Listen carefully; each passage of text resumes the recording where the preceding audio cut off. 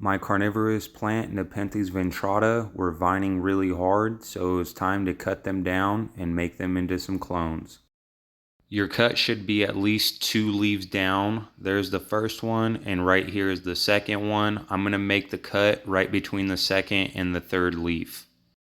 And here is a look at our cutting that we will attempt to root and make into a new plant. Right above the second leaf is the node that we're going to try to make into a new growth point. The next step is to cut off a majority of the leaf, probably around 80%, so that the plant doesn't transpire too much water while it's trying to focus on creating roots.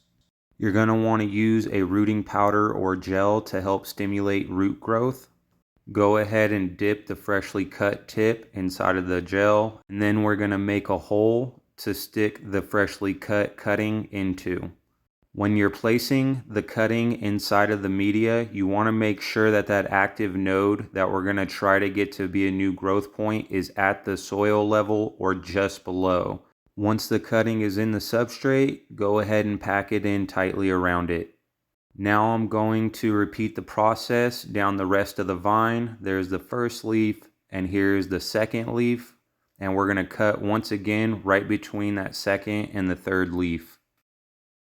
And this will be what the mid cut of the vine looks like. And now we are going to go ahead and repeat that process, cutting off around 80% of the leaf so it doesn't transpire too much water while it's focusing on making roots.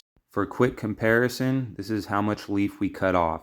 The first cutting was a tip one, so we didn't cut the first leaf, but this mid cutting we will cut both leaves. Next, we're going to go ahead and repeat that process of dipping the cloning gel.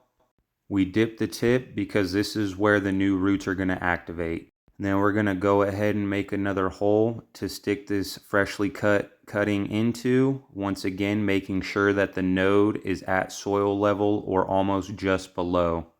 And we're going to finish off with packing in the substrate around the new cutting. All that's left to do now is repeat this process until the whole clone flat is full. All that's left now is to put these under the LED clone lighting, and we put a dome on them to make sure that they have high humidity while making roots.